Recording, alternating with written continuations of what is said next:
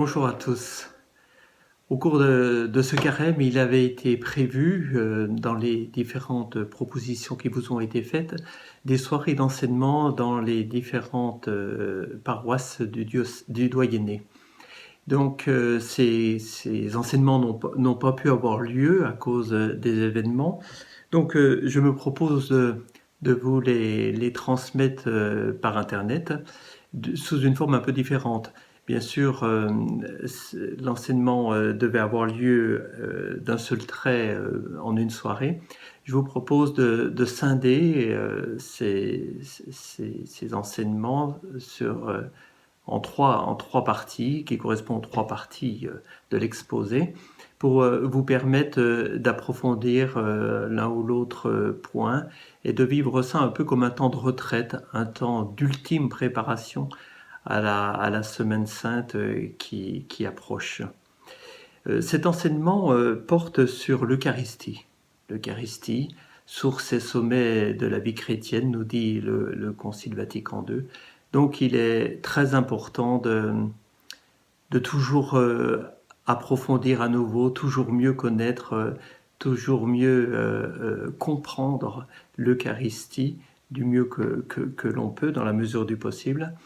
Et en cette période où les chrétiens en sont privés, où vous en êtes privés de l'Eucharistie, il est peut-être plus que jamais important de scruter ce grand mystère de l'Eucharistie, de mieux connaître ce sacrement, pour pouvoir le vivre d'une manière renouvelée lorsque la situation s'améliorera. Il n'empêche que même en période telle que nous la vivons, où l'Eucharistie ne peut pas avoir lieu, la communion spirituelle est toujours possible, comme l'abbé Panouillot vous l'a présenté dans un article qui est en ligne sur le site du doyenné et auquel je vous renvoie. L'Eucharistie. Lorsque le Christ, au cours de son dernier repas, la veille de sa mort, a pris du pain et a dit « Ceci est mon corps livré pour vous », et ensuite a pris du vin en disant « Ceci est mon sang versé pour vous », sans doute que les disciples présents au cénacle avec lui n'ont pas vraiment compris ce qu'il se passait. Tout comme ceux qui étaient dans la synagogue quelques jours avant, dans la synagogue de Capharnaüm, quand Jésus avait dit « Si vous ne mangez pas la chair du Fils de l'homme et si vous ne buvez pas son sang, vous n'aurez pas la vie en vous. » Et il ajouta alors « Ma chair est la vraie nourriture et mon sang est le vrai breuvage. » Ceux qui entendirent ces paroles furent choqués et d'ailleurs saint Jean nous dit qu'à partir de ce moment, plusieurs de ses disciples se retirèrent et n'allèrent plus avec lui. Et on peut les comprendre. Car ces paroles incompréhensibles au moment où elles ont été prononcées ont pu choquer par leur étrangeté. Manger ma chair et boire mon sang. Et c'est pourtant bien ce qu'a dit le Christ. Mais qu'a-t-il voulu dire ? Qu'a-t-il voulu faire lors de sa dernière scène ? Nous allons essayer de le comprendre en reprenant l'enseignement de l'Église. Dans une première vidéo, nous approfondirons l'institution de l'Eucharistie. Dans une seconde, nous y réfléchirons sur le mystère de la foi. Et enfin, dans une troisième vidéo, nous questionnerons notre propre rapport à l'Eucharistie. L'institution de l'Eucharistie. Le Seigneur Jésus, dans la nuit où il fut livré, prit du pain. Et après avoir rendu grâce, il le rompit et le donna à ses disciples en disant « Ceci est mon corps qui est donné pour vous. Faites ceci en mémoire de moi. » Il prit de même la coupe après le repas et la leur donna en disant « Cette coupe est la nouvelle alliance en mon sang qui est répandue pour vous. » Ces paroles de l'évangile de saint Luc, nous les connaissons bien car elles sont reprises dans la célébration de la messe. Nous les connaissons bien et peut-être un peu trop bien. Elles ne nous surprennent plus. Pourtant, elles restent des paroles surprenantes et quelque peu énigmatiques comme elles le furent pour les disciples. Cependant, nous connaissons la suite de l'histoire, c'est-à-dire ce qui va se passer dans les jours qui ont suivi le repas, et ce repas où le Christ a institué l'Eucharistie. Quelques heures après, le Christ sera arrêté, jugé, puis condamné, et le lendemain il sera mis à mort par le supplice de la croix, dans un acte d'offrande à son Père pour le rachat des péchés. Pas seulement les péchés de ses disciples, mais les péchés de la multitude, les péchés des hommes de tous les lieux et de tous les temps. Et c'est la raison pour laquelle Jésus, au cours de ce repas, a laissé un mémorial de sa mort, un sacrement, afin que tout homme puisse s'associer à son sacrifice et en bénéficier. Car si le sacrement de l'Eucharistie rappelle la mort du Christ, il rappelle également sa résurrection. C'est ce que nous affirmons à chaque messe, à l'anamnèse. Nous proclamons ta mort, Seigneur Jésus, nous célébrons ta résurrection et nous attendons ta venue dans la gloire. En fait, la dernière scène annonçait sacramentellement ce qui allait survenir, la mort et la résurrection du Christ. Et le Christ nous en a laissé le mémorial. Mémorial ne signifie pas simple commémoration. À la messe, on ne se souvient pas seulement que le Christ, il y a 2000 ans, a fait ainsi, et nous faisons comme lui.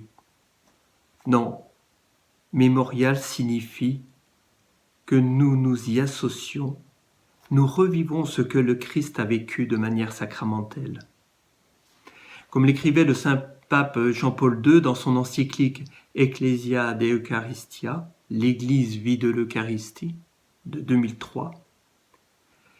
Dans ce don de l'Eucharistie, Jésus-Christ confiait à l'Église, les apôtres qui fonderont l'Église, l'actualisation permanente du mystère pascal.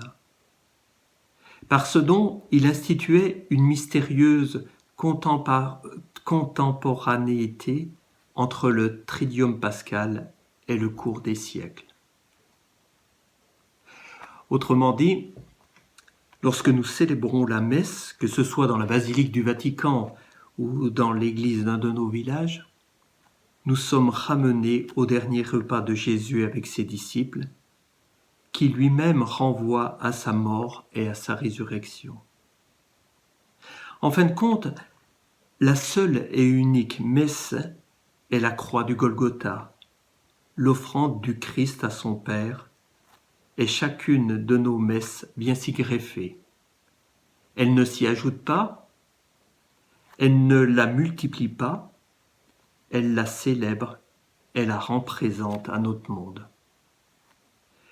Quand nous célébrons la messe, pour vivre correctement la messe, nous devons faire abstraction de toute notion de temps, puisque nous revivons cet instant où le Christ est mort, et de toute notion de lieu, puisque nous sommes renvoyés au pied de la croix. Si l'Eucharistie est le mémorial de la mort du Christ, elle est aussi participation à sa résurrection. Comme nous l'avons souligné, par l'Eucharistie, nous rappelons la mort du Christ, mais nous rappelons aussi sa résurrection.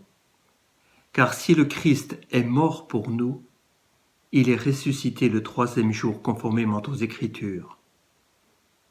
Comme l'écrivait aussi le pape Jean-Paul II, par son offrande au Père, sacrifice que Dieu a accepté, échangeant le don total de son Fils qui s'est fait obéissant jusqu'à la mort, avec son propre don paternel, c'est-à-dire avec le don de la vie nouvelle et immortelle dans la résurrection.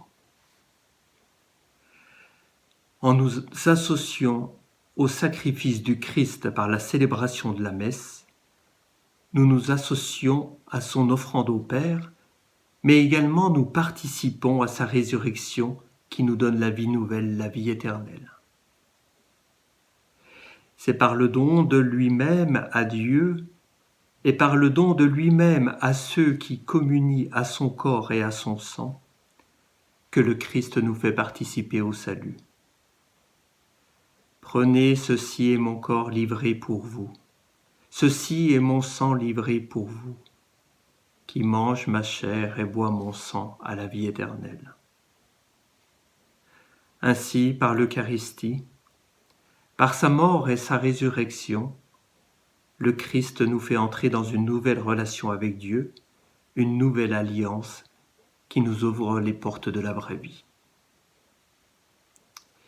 Frères et sœurs, en attendant la suite dans la prochaine vidéo, je vous invite à reprendre cette institution de l'Eucharistie dans Luc, par exemple, au chapitre 22, versets 7 et suivants. Vous relirez avec des yeux nouveaux, avec une nouvelle approche, ces paroles que vous connaissez si bien, et vous méditerez ce que je viens de vous exposer, à savoir le fait que l'Eucharistie est un mémorial qui nous remet en présence la mort et la résurrection du Christ, qui nous y associe intimement et qui nous y fait participer personnellement. Donc prenez du temps pour lire ce passage, pour méditer ce mémorial, et dans la prière, sentez-vous le plus proche possible du Christ en le suivant, ce que nous serons appelés à faire au cours du Triduum pascal, en le suivant dans sa mort et sa résurrection. À bientôt.